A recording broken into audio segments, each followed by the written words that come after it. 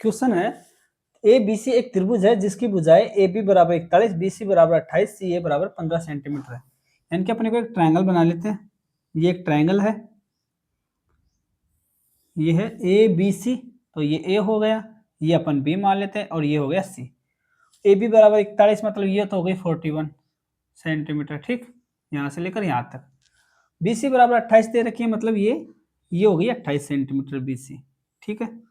सी ए बराबर 15 सेंटीमीटर दे रखी है, तो ये हो जाएगी 15 सेंटीमीटर, ठीक है। अब आगे बोल रहा है यदि डी ई और एफ क्रम से ए बी बी सी और सी ए के मध्य बिंदु है। कौन कौन से बिंदु?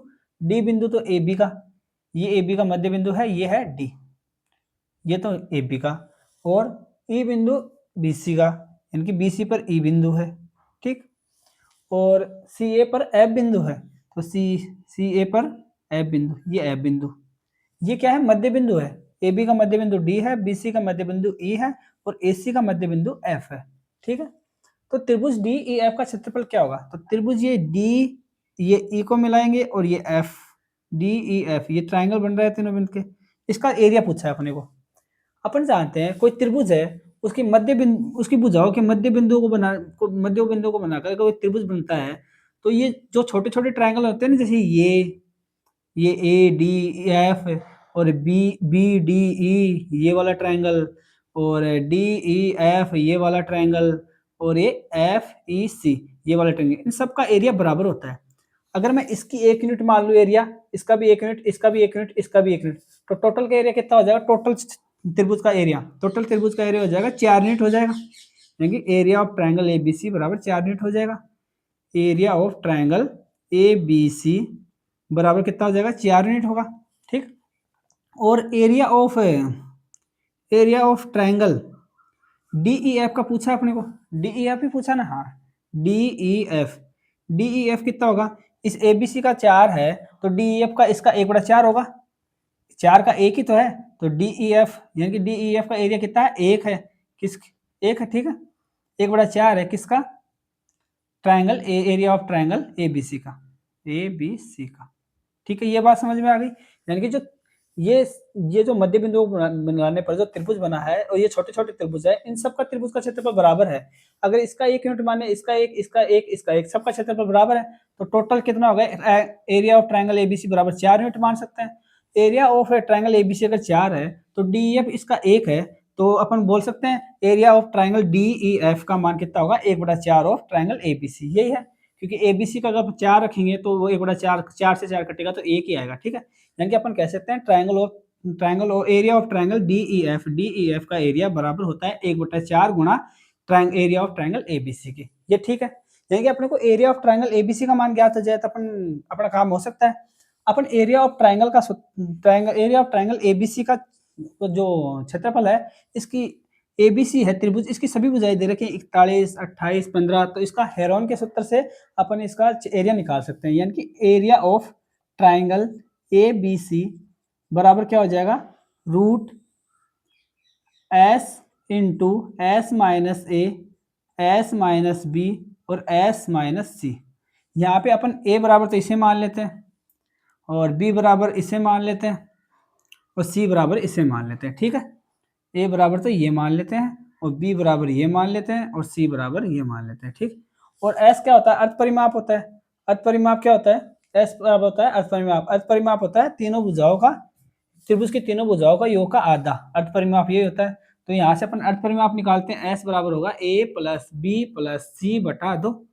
ए प्लस बी प्लस सी बराबर कितना आ जाएगा? देखो 5, 6, 6, 8 है 14, 14 को चौके हासिल लगी 1, 5, 1, 6, 6, 6, 12, 13, 14 को चौके हासिल लगी 1।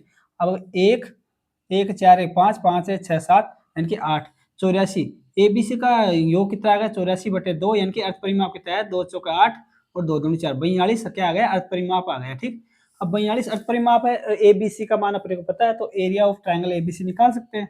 तो ये अपने को निकालने के लिए ये कर दिए रूट में, और एस का मान कितना है? 42, तो यहाँ पे 42 रख दिया, ठीक, गुणा में एस माइनस ए, यानी कि 42 माइनस ए का मान 41 है, तो 42 में से 41 गए तो 1 आ जाएगा, ठीक है। अब दूसरा है एस माइनस बी, यानी कि 42 माइनस बी का मान 28, और 42 में से 28 गए तो कितना बच जाएगा?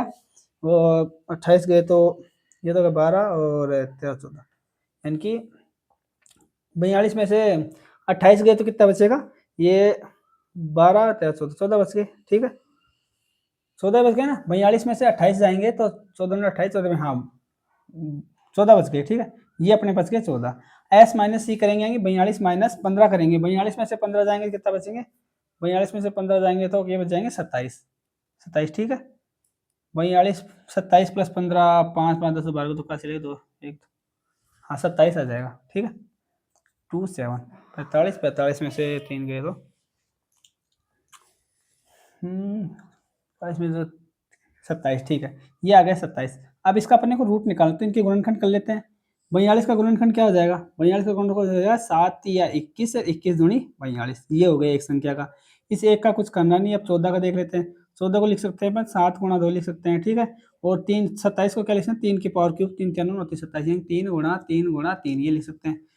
अब ये वाला 7, अब ये वाला 7 और ये क्या हो गया 7 का स्क्वायर, ठीक प्लस, और ये वाला 3 और ये वाला 3 कितना हो जाएगा 3 का स्क्वायर प्लस, नहीं गुणा ही आएगा ना, सॉरी ये तो क्या कर रहा है ऐसे, अपन वैसे देख लेते हैं ये ऊपर रूट है तो ये 7 और ये 7 गुणा के 7 का स्क्वायर बनाएंगे, गुणा ये 3 और ये 3 मिलकर कितना बनाएंगे 3 का स्क्वायर, और ये 2 और ये 2 मिलकर बनाएंगे 2 का स्क्वायर गुणा में, और ये 3 मिलकर 3 का स्क्वायर, इन पूरे का रूट होगा, स्क्वायर से रूट कट जाएगा, यानी कि अपन बोल सकते हैं 7 गुणा 3 गुणा 2 गुणा 3, इसकी टोटल वैल्यू कितनी आ जाएगी 3 दूनी 6 6 18 18 5 90 28 60 18 27 126, यानी कितना आ गया 126 आ गया। एरिया ऑफ ट्राइंगल एबीसी का मान कितना आ गया 126 आ गया, ठीक अपने को एरिया ऑफ ट्राइंगल एबीसी का मान 126 सेंटीमीटर स्क्वायर आ गया, तो अपन डीईएफ की वैल्यू निकाल सकते हैं। एरिया ऑफ ट्राइंगल डीईएफ का मान कितना आ जाएगा 1/4 इंटू इसका कितना आया था 126 सेंटीमीटर स्क्वायर, तो 126 कर देंगे